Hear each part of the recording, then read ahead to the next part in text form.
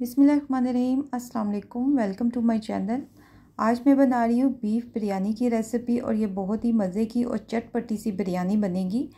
आपने इसको रेसिपी को स्टार्ट से एंड तक ज़रूर देखना है और अगर अभी तक आपने मेरे चैनल को सब्सक्राइब नहीं किया तो प्लीज़ चैनल को सब्सक्राइब करना मत भूलिएगा। चलिए जी, रेसिपी स्टार्ट करते हैं। आधा कप मैंने ऑयल लिया है और ये मेरे पास प्याज हैं। तकरीबन मैंने 3 प्याज लिए थे दरमियाने साइज़ के। इनको मैंने बारीक बारीक स्लाइसिस में कट कर लिया था। अब हम प्याज तब तक फ्राई करेंगे जब तक इनका कलर लाइट गोल्डन सा ना हो जाए। ये देखें, प्याज हमारे हल्के से लाइट गोल्डन हो चुके हैं।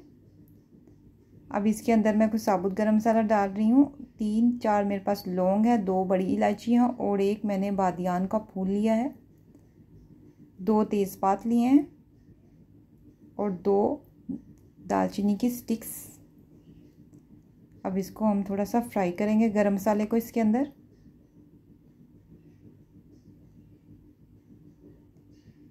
वन टीस्पून साबुत ज़ीरा। अब इसको भी हम थोड़ा सा फ्राई करेंगे।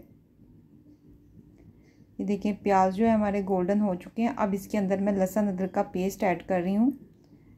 1 टीस्पून मैंने लहसुन लिया था और 1 टीस्पून मैंने अदरक का पेस्ट लिया था।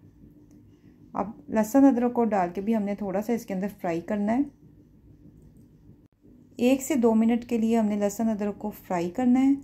अब ये मेरे पास बोनलेस बीफ है, हाफ़ kg। इसको मैंने अच्छी तरह से वॉश कर लिया था, फिर इसको मैंने ड्राई कर लिया। अब इसके अंदर मैं डाल के इसको फ्राई करूँगी। गोश्त को आपने इतना फ्राई करना है कि इसका कलर चेंज हो जाए और इसमें जो एक गोश्त का थोड़ा कच्चापन होता है वो भी ख़त्म हो जाए। ये आप देख सकते हैं, अभी थोड़ा थोड़ा गोश्त अपना पानी छोड़ रहा था, अब अभी भी इसमें हल्का सा पानी है। बस इसको मैंने तब तक फ्राई करना है जब तक ये इसका पानी जो है वो ड्राई हो जाए और गोश्त बहुत अच्छी तरह से हमारा फ्राई हो जाए। ये देखिए, हमारा गोश्त अच्छी तरह से फ्राई हो चुका है, उसने ऑयल भी छोड़ दिया है। अब 4 से 5 मैं इसके अंदर ग्रीन चिलीज़ ऐड कर रही हूँ। और ये मेरे पास टमाटर हैं, ये मैंने 250 ग्राम टमाटर लिए थे, ये मैंने इसके अंदर डाल दिए। तकरीबन 3 बड़े साइज़ के टमाटर थे मेरे पास। इनको छोटा छोटा कट कर लेना है और वो हम इसको डाल के अब इसको फ्राई करेंगे टमाटरों को। अभी मैंने इसके अंदर पानी नहीं ऐड किया। अब इसके अंदर नमक डालेंगे 1 टीस्पून, 1 टीस्पून लाल मिर्च पाउडर, 1 टीस्पून सूखा धनिया पाउडर और हाफ़ टीस्पून हल्दी। ये मेरे पास बिरयानी मसाला है 1 टेबलस्पून। बस इसको अब मिक्स करेंगे। अब ये जो हमने मसाला इसमें डाला है, अब इसको डाल के हम इसको भूनेंगे। थोड़े से मेरे पास आलू बुखारे हैं, तकरीबन 7 से 8 ले लें, जितने भी आपकी चॉइस है, जितने आप पसंद करते हैं उतने डाल सकते हैं। इससे इसका टेस्ट बिरयानी का बहुत मज़े का आता है। अब इसको मज़ीद हम थोड़ा सा गलने के लिए छोड़ देंगे। जो हमने इसके अंदर टमाटर डाले थे, ये देखें टमाटर हमारे अब गल चुके हैं और मसाला भी भून चुका है। अब इसने ऑयल सेपरेट नहीं किया, अभी उसको थोड़ा सा मज़ीद पकाएंगे। अब दही डालेंगे इसके अंदर, हाफ़ कप दही आपने अच्छी तरह से फेंट लेना है, उसके बाद आपने डालना है। अब दही डाल के हम इसको फिर मज़ीद पकाएंगे। ये देखें, दही डाल के मैं इसको भून रही हूँ। तब तक हमने इसको भूना जब तक इसका ऑयल सेपरेट ना हो जाए। अब ये मसाला जो है अच्छी तरह से भून चुका है। अब इसके अंदर मैं पानी डालूँगी। पानी आपने इतना डालना है जितना जो है ये गोश्त अच्छी तरह से गल जाए, क्योंकि ये बीफ है तो इसको टाइम लगता है गलने में। अगर आप चाहते हैं प्रेशर कुकर में बनाना तो आप इस स्टेज पे इसको प्रेशर कुकर में भी बना सकते हैं। प्रेशर लगा दें तो आपका ये गोश्त है जल्दी गल जाएगा और जल्दी बन जाएगा। अब मैं इसको कवर कर दूँगी तब तक गोश्त गल ना जाए।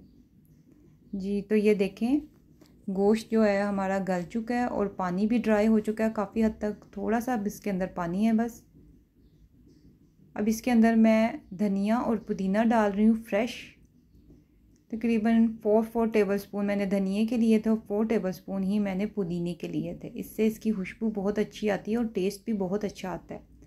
अब ये डाल के हम मज़ीद थोड़ा सा इसको भूनेंगे। जो इसके अंदर पानी है उसको थोड़ा ड्राई कर लेंगे। अभी थोड़ा थोड़ा आपको इसके अंदर पानी नज़र आ रहा होगा। ये मैं आपको एक बोटी तोड़ के चेक करवा देती हूँ कि ये गल चुका है। आपने 95% तक गोश्त को कुक करना है, क्योंकि हमने इसमें दम में भी इसको पकाना है। तो थोड़ा सा आपने इसके अंदर कर्सर रखनी है।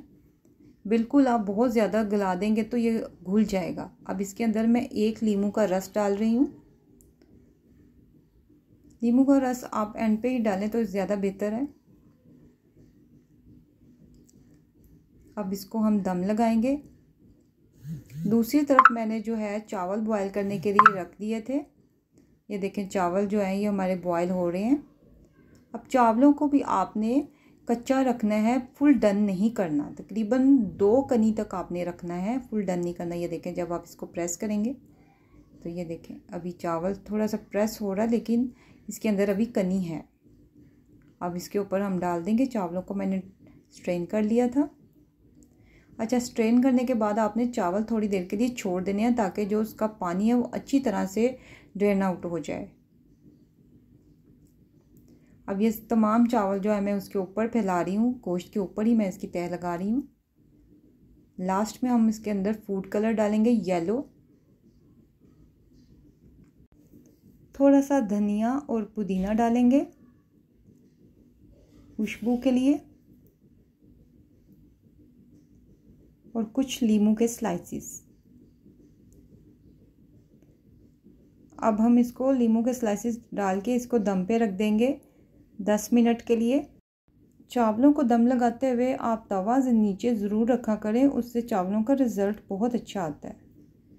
तो 10 मिनट हो चुके हैं और अब हम अपने बिरयानी को चेक करते हैं।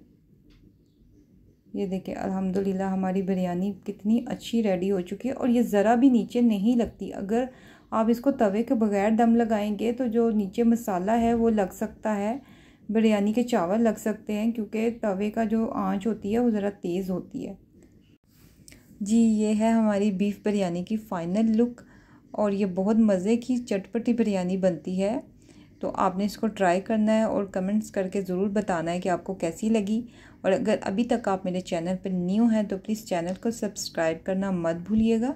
वीडियो को लाइक एंड शेयर कीजिएगा। अल्लाह हाफिज़।